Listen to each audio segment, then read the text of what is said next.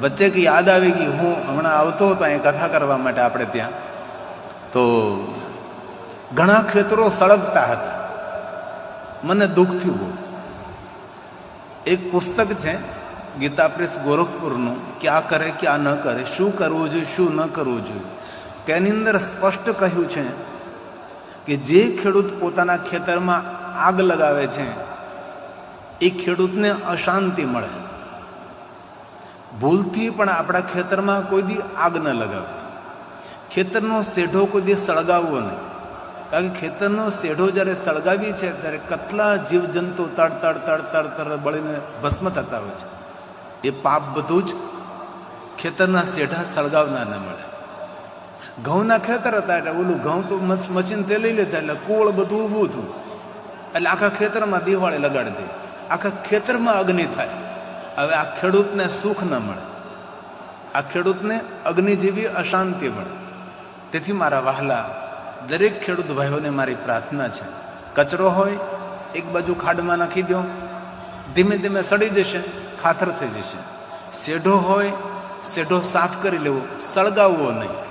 અને ખેતરના શેઢે કોઈ પણ પ્રકારનું વૃક્ષ હોય એ વૃક્ષને કોઈ દી કાપવું નહીં, કારણ કે વૃક્ષ આપણું જીવન છે. વૃક્ષ આપણને પ્રાણ આપે છે, વૃક્ષ આપણને જીવન આપે છે.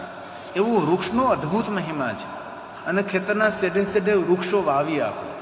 અને ખાસ કરીને તો લીમડા. ઉનાળામાં કોઈનો છાંયડો ન મળે ત્યારે લીમડાનો છાંયડો મળે. અને શિવ મહાપડ ગ્રંથમાં એ પણ કહ્યું છે કે જે માણસ સામાન્ય એક વૃક્ષ વાવે તેને દેવતાઓના 100 મંદિર બનાવવાનું પુણ્ય મળે. જે એક વડલો વાવે તેને 100 કલ્પ સુધી વૈકુંઠ મળે. જે પીપળો વાવે એને 100 કલ્પ સુધી વૈકુંઠ મળે. જે બિલવૃક્ષ વાવે ને ઉછેરે તેને 1 કરોડ શિવાલયો નિર્માણ કરવાનું પુણ્ય મળે. આ બધું આપણા પુરાણોમાં, આ બધું આપણા શાસ્ત્રોમાં કહ્યું છે. તેથી મારા વહાલા ખેડૂત ભાઈઓને મારી પ્રાર્થના છે, ખેતરમાં કોઈ દી અગ્નિ નહીં લગાડવાનું. એક વાત કહું, ધ્યાન દીજીએ. જેમ બ્રાહ્મણોનો અગ્નિકુંડ આહુતિ આપવા માટે અગ્નિ છે, એમ ખેડૂતોનો કોઈ અગ્નિકુંડ હોય ને ધન પકાવવાનો, તો ખેડૂતોનું ખેતર છે. એ આજીવિકા છે આપણી, એ આપણું જીવન છે. ખેતર આપણું જીવન છે, ખેતર આપણે આજીવિકા છે. એમાં કોઈ દિવસ ખેતરમાં અગ્નિ ન મુકાય. આપણું શાસ્ત્રો ના પાડે છે. અને રોજ ખેતરમાં પગ મૂકું એ પહેલાં ખેતરને પ્રણામ કરું, કારણ કે આપણું જીવન છે. ખેતીવાડી એ આપણી આજીવિકા છે. તેથી આ વ્યવહાર શાસ્ત્રોમાં બધું કહ્યું છે આપણા માટે. આપણને ક્યારે શું ખવાય, શું પીવાય, કઈ ઋતુમાં શું ખાવું જોઈએ, કઈ ઋતુમાં કઈ વસ્તુ નહીં ખાવી જોઈએ એનું પણ આપણને ખબર નથી. તેથી આપણને શરીરના રોગ થાય છે, આપણને માનસિક રોગ થાય છે. હવે કોઈ શાસ્ત્રોમાં એવું કહ્યું બીડી પીવી, કોઈ શાસ્ત્રોમાં એવું કહ્યું તમાકુ ખાવી, માવો ખાવો. આપણા શાસ્ત્રોમાં કહ્યું અને સ્વયં શિવજીએ કહ્યું કે માદક દ્રવ્યનું સેવન કરવું એ અપરાધ છે. આવું શંકર ભગવાને સ્વયં બોલ્યા છે. એક બહુ સરસ વાત, દક્ષિણી ગ્રંથોમાં એવું કહ્યું કે ભગવાન મહાદેવને ચૂરમાના લાડુ ધરાવીએ તો ચૂરમાના લાડુને ખસખસના બી ન લગાવે, કારણ કે ખસખસના બી એ કેફી દ્રવ્ય છે. અને મારા યુવાન ભાઈઓ બહેનોને એક હૃદયથી ચેતવણી, ક્યારેક તમે વિદેશની યાત્રા કરો ને તો કોઈ દિવસ ભૂલથી ખસખસના બી ન લઈ જવા. એરપોર્ટ પર ઇમિગ્રેશનમાં જો ખસખસના બી આપણી પાસેથી પકડાય તો તેના માટે કોઈ કેસ કાનૂન નથી, તો સીધી જેલ પડે. આપણને વિદેશના લોકો જેલમાં પૂરી દે. તેથી કોઈ દિવસ ખસખસના બી વિદેશી યાત્રામાં સાથે ન રાખવું. મહાદેવ એટલા શ્રેષ્ઠ દેવ છે, મહાદેવ એટલા ગુણવાન દેવતા છે, મહાદેવ એટલા સુંદર છે કે જેની સુંદરતાની કોઈ સીમા જ નહીં, જેમના ગુણોની કોઈ સીમા જ નહીં, એવા ભગવાન શિવ છે. તેથી મહાદેવના ભક્તોએ માદક દ્રવ્યોનું સેવન ન કરે. જે માદક દ્રવ્ય એટલે જે વસ્તુનો નશો આવે છે, જે કેપ આવે, કરંટ આવે છે, એવા મહાદેવના ભક્તોએ માદક દ્રવ્યના સેવનનો ત્યાગ કરવો. આવું શિવ મહાપડ ગ્રંથમાં ભગવાને કહ્યું છે. કઈ ઋતુમાં, કયા સમયે? દક્ષ મહારાજના પુત્રી સતી જ્યારે ભગવાન શિવજીને મેળવવા માટે તપ કરવા જાય છે ત્યારે 12 મહિનાનું તપ કરે છે. શિવ મહાપડ અંતર્ગત રુદ્ર સંહિતાના બીજા ભાગની અંદર જેનું નામ સતીખંડ છે, એ સતીખંડમાં 12 મહિના સુધી સતીએ શું શું ખાધું તેનું વર્ણન છે કે કયા મહિનામાં કઈ વસ્તુ ખવાય, કયા મહિનામાં કઈ વસ્તુનો ત્યાગ કરવો. એનું એક મોટું આહાર વિજ્ઞાન છે, જેને આહાર વિજ્ઞાન કહેવાય. શું ખાવું, શું ન ખાવું, એની બધી વાતો આપણા પુરાણમાં કરી છે. અને એક મારી હૃદયપૂર્વકની પ્રાર્થના છે, કોઈ દી ઊભા નહીં ભોજન કરવું, ભૂલથી નહીં. અને કોઈ દી બૂટ ચપ્પલ જોડા પહેરીને ભોજન નહીં કરવું. પગમાં પગરખા પહેરીને કોઈ દી ભોજન ન કરે, ભોજન અપમાન છે. સવારે જ્યારે આપણે બ્રહ્મ મુહૂર્તમાં જાગીએ, આંખ ખુલે, સીધું બિસ્તર ન છોડાય. બ્રહ્મ મુહૂર્તમાં કોઈ પણ આંખ ખુલે 3, 3:30, 4 વાગે એટલે આપણે નીંદર તૂટે જ. જ્યારે આપણે નીંદર ખુલે છે ત્યારે બધા જ આપણા ઈષ્ટ દેવતાઓને યાદ કરવાના છે. જેટલા ભગવાન તમને યાદ હોય, જેટલા સ્તોત્ર યાદ હોય, જેટલા અષ્ટક આવડતા હોય, જેટલા સ્તવન કંઠસ્થ હોય, બધાનો પાઠ કરી લો બિસ્તરમાં જ. ભલે બિસ્તર પવિત્ર છે કે અપવિત્ર છે એ બધું છોડો. પવિત્ર અપવિત્ર બધા મનના કારણો છે. ભગવાનનું ભજન કરવામાં, સ્તોત્ર બોલવામાં કોઈ કઈ પવિત્ર અપવિત્રતા આપણને કઈ નડતું નથી. અને ખાસ એક મારી વિનંતી છે, જ્યારે બ્રહ્મ મુહૂર્તમાં આંખ ખોલે મારા ભાઈઓ બહેનો, બ્રહ્મ મુહૂર્ત એટલે 3 વાગ્યા પછી શરૂ થાય, 3:30, 4, 4:30 આપણે આંખ ખુલે, ત્યારે ભૂલ્યા વગર બધા જ ઈષ્ટ દેવતા, પિતૃદેવતા, કુલ દેવતા, સ્થાન દેવતા, બધા જ દેવતાઓને યાદ કરી લેવાના, બધા જ ભગવાનને પ્રણામ કરી લેવાના. અને ખાસ ભૂલ્યા વગર બ્રહ્મ મુહૂર્તમાં માતા સરસ્વતીને યાદ કરવાના. શા માટે? પ્રશ્ન થવો જોઈએ ને કે બ્રહ્મ મુહૂર્તમાં માતા સરસ્વતીને યાદ કરવાનું કયું કારણ? માતા સરસ્વતીને બ્રહ્મ મુહૂર્તમાં એટલા માટે આપણે યાદ કરવાના છે કે મા સરસ્વતી આપણને સારું બોલવાની પ્રેરણા આપે. કારણ કે જે કંઈ આપણો વ્યવહાર છે એ આપણી વાણીથી થાય છે. જે કે આ વિચારો આપલે કરવા હોય તો આપણે વાણીનો જ આધાર લેવો પડે છે. જેના ઉપરથી માતા સરસ્વતી રૂઠી જાય તેને માતા સરસ્વતી એટલું કડવું બોલાવે કે કદમ કદમ પર વેરીઓ ઊભા થઈ જાય. તેથી જે માણસ બ્રહ્મ મુહૂર્તમાં માતા સરસ્વતીને યાદ કરે છે તેની વાણીમાં મધુરતા રહે, તેની વાણીમાં મીઠાશ રહે. તેથી આજથી આપણે સૌએ આટલી મોટી સંખ્યામાં, આપણે આજે 1,00,000થી વધારે આપણે બેઠા છે, 1,00,000 ભાઈઓ બહેનોથી વધારે આપણા સૌની આજે ઉપસ્થિતિ છે. તો આપણે સૌએ આ બધું જ અનુસરણ કરવાનું છે. જો દુનિયા સુધરે કે ન સુધરે એ બધું જવા દઈએ આપણે, પણ આપણી જીવનશૈલી સુધરી જાય ને તો આપણે તો સુખી થઈ જ જાય. આપણી પોતાની જીવનશૈલી સુધરે એના માટે ભગવાનની કથા છે. દુનિયા બદલે કે ન બદલે પણ આપણે આપણો વાણી, વ્યવહાર, આહાર બદલીએ એટલે આપણી પોતાની દુનિયા બદલી જાય, બધાથી જુદી આપણી દુનિયા થઈ જાય. અને મને ભરોસો છે આ કથા સાંભળ્યા પછી અનેક ભાઈઓ બહેનો પોતાના જીવન શૈલીને બદલશે, પોતાને જીવન જીવવાની રીતને બદલશે. તો આવતીકાલથી સવારમાં બ્રહ્મ મુહૂર્તમાં આંખ ખોલે માતા સરસ્વતીને ભૂલ્યા વગર યાદ કરજો. શા માટે? મીઠી વાણી બોલવાની પ્રેરણા આપે, સારું બોલવાની પ્રેરણા આપે, સારા શબ્દો આપે. શબ્દો ગોતવાનો જવા પડે, શબ્દો ફાફા ન મારવા પડે આપણે બોલવામાં. એવી સુંદર મધુર વાણી આપનારી માતા સરસ્વતી છે. તેથી સરસ્વતી આપણા પર કૃપા કરતી રહે તો આપણે મીઠું બોલીએ, સત્યસભર સારું બોલીએ તો ઘરમાં પણ પારાવાર પ્રેમ ઊભા થાય, સૌની સાથે મિત્રતા થાય, સૌની સાથે સ્નેહ થાય, સૌની સાથે આદર થાય. કારણ કે વાણીથી જ બધું થાય છે. તેથી જે માણસ બ્રહ્મ મુહૂર્તમાં માતા સરસ્વતીને યાદ કરે, અને ભગવાન સ્વયં મહાદેવજીએ સરસ્વતીના વચન આપ્યું છે, કારણ કે માતા સરસ્વતી મહાદેવના પરમ ભક્ત છે. તેથી મહાદેવે સરસ્વતીને જે કહ્યું કે સરસ્વતી, જે કોઈ તમને બ્રહ્મ મુહૂર્તમાં યાદ કરશે ને તેની વાણીમાં મધુરતા રહેશે, તેની વાણીમાં મીઠાશ રહેશે, તેના જીવનમાં કડવાશ નહીં આવે. અનુભવ તો કરજો, અખતરો તો કરજો. આમાં કોઈ ખતરો જ નથી કાંઈ. આ વસ્તુ અપનાવવામાં કોઈ ખતરો નથી. અખતરો કરો, વાણીમાં મીઠાશ આવશે, વાણીમાં પવિત્રતા આવશે, વાણીમાં પ્રેમ આવશે, અને સૌની સાથે ખૂબ મીઠા મીઠા સંબંધો બંધાશે. પાડોશીઓ, સગા સંબંધીઓ, મિત્ર, વળગુ, વર્તુળ, આપણા કાર્યક્ષેત્રમાં જોડાયેલા બધા જ લોકો. અને દિન પ્રતિદિન આપણી ઉન્નતિ થશે, દિન પ્રતિદિન આપણી પ્રગતિ થશે, દિન પ્રતિદિન આપણને લોકચાહના મળશે, આપણને ભાવ મળશે, આપણને પ્રેમ મળશે. અને હૃદયથી અખિલ ભારતીય અદોનિશ પરિવારને, આહિર ભાઈઓને મારી પ્રાર્થના, એવું મજબૂત સંગઠન બનાવો, એવું મજબૂત સંગઠન બનાવો કહો. સામાજિક ક્ષેત્રે, ઔદ્યોગિક ક્ષેત્રે અને રાજકીય ક્ષેત્રે આપણું સ્થાન મોખરે હોવું જોઈએ. એવું સંગઠન બનાવવાનું છે. આ ભેગા થયા તો પછી આપણે કઈ છૂટું નથી પડી જવાનું. આપણે ભેગા થયા છીએ, ભેગા રહેવા માટે ભેગા થયા છીએ. તેથી આ સંગઠનથી કંઈક નવનીત નીકળવું જોઈએ, આ સંગઠનથી કંઈક માખણ નીકળવું જોઈએ. આટલી મોટી સંખ્યામાં આપણે ઉપસ્થિત થયા, આપણા સમાજ માટે શું કરવું, શું કરી શકીએ, કઈ રીતે આપણા સમાજને આપણે આગળ લઈ જઈ શકીએ, એના માટે ચિંતન, મનન, મનોમંથન થવું જોઈએ.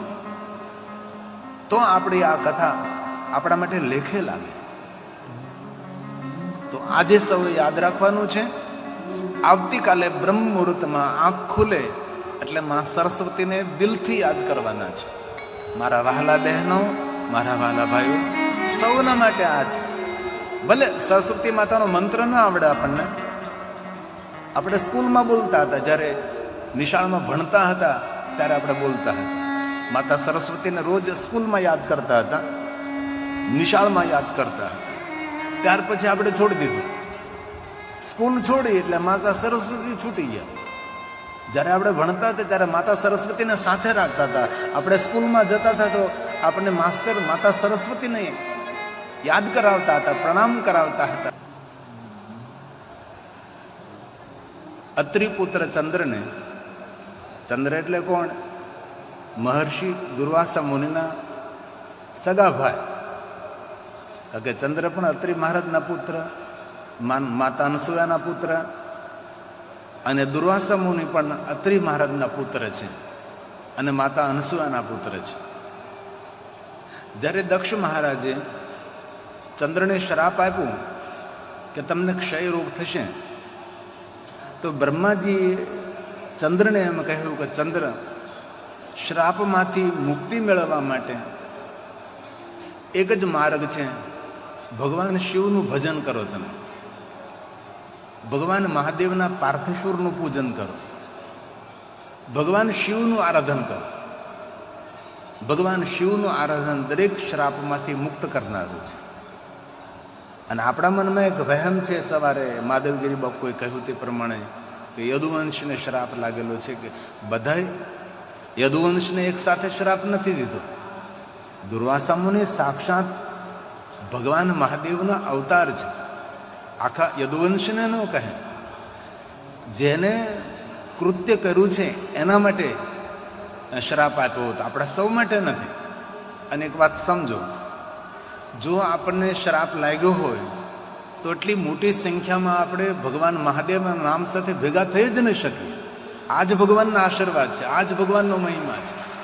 આટલી મોટી સંખ્યામાં આપણે ઉપસ્થિત, જેવી રીતે સમંદરમાં લહેર આવી છે, આખી ખાડી ભરાઈ ગઈ છે. સમંદરના જલથી સંપૂર્ણ ખાડી ભરાય છે, એમ આપણી સૌની ઉપસ્થિતિ સંપૂર્ણ મંડપની મેદાન ભરાયેલું છે. આપણે તો મંડપમાં બેઠા બહાર નીકળીએ તો ખબર પડે, અહીં પહોંચતા કેટલો સમય લાગે છે. પોલીસની ગાડી સાથે રાખવી પડે, ત્યારે તો મંડપ સુધી પહોંચી શકાય છે. એટલા ભાઈઓ બહેનો બધા જ કથા મંડપની બહાર ઉપસ્થિત છે. એ બધાને જો આપણે મંડપમાં બેસાડીએ તો આપણે મંડપમાં સમાઈએ પણ નહીં.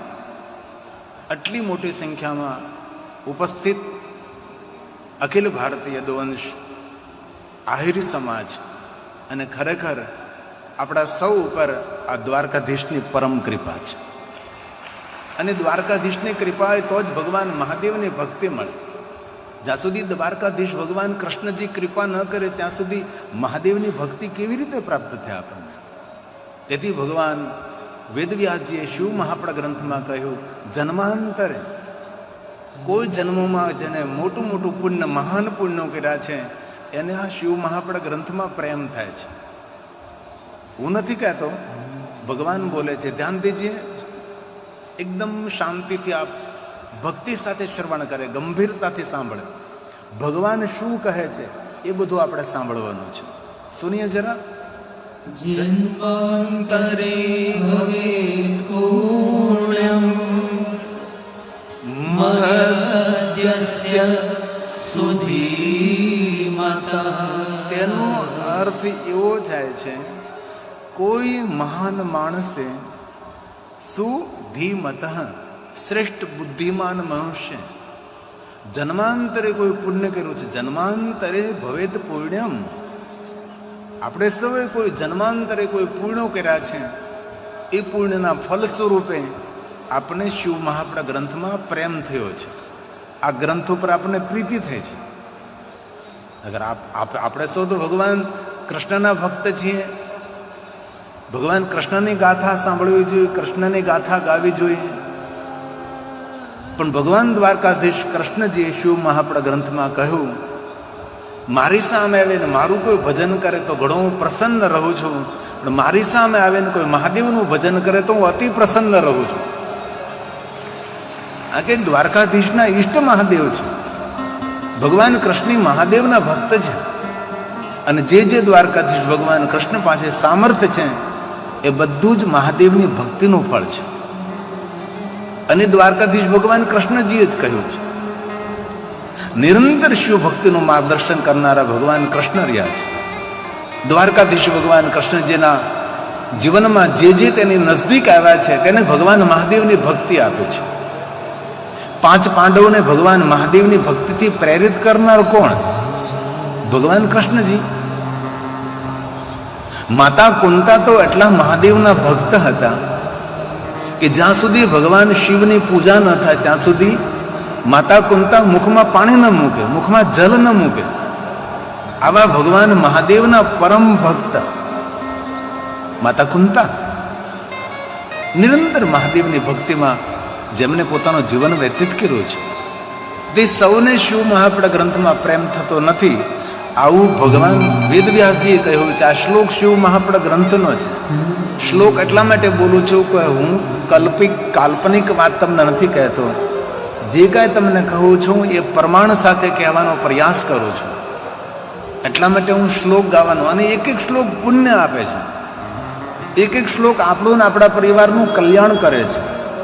ભલે ઘણીવાર આપણને સંસ્કૃત સમજાય નહીં, પણ શ્રુતિ ભાષા છે, સાંભળવા માત્રથી આપણું સર્વ મંગલ થાય છે. એવો મહિમા શિવ મહાપડા ગ્રંથના શ્લોકોનો છે. તેથી આ ભગવાન બોલ્યા છે. શું બોલ્યા છે? જન્માંતરે ભવેત પુણ્યમ મહદ્યસ્ય સુધીમતઃ તસ્ય પ્રીતિર્ભવેત તત્ર મહાભાગ્યવતો મુને. મહાભાગ્યવતો મુને. મહાન ભાગ્યવાન હોય તેને શિવ મહાપડા ગ્રંથમાં પ્રેમ થાય છે અને પ્રીતિ થાય છે.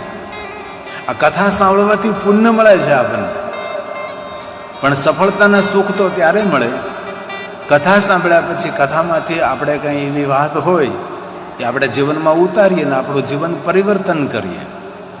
જ્યાં સુધી પરિવર્તન ન આવે ત્યાં સુધી સફળતા અને સુખ કેવી રીતે આપણને મળે? પુણ્ય મળવું એ વસ્તુ અલગ છે, અને જીવનમાં સુખ, શાંતિ અને સફળતા મળવી એ પણ એક વસ્તુ અલગ હોય છે.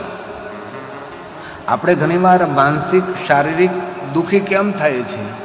કારણ એક કે આપણી પાસે રહેણી કહેણી, ખાણીપીણી યોગ્ય નથી.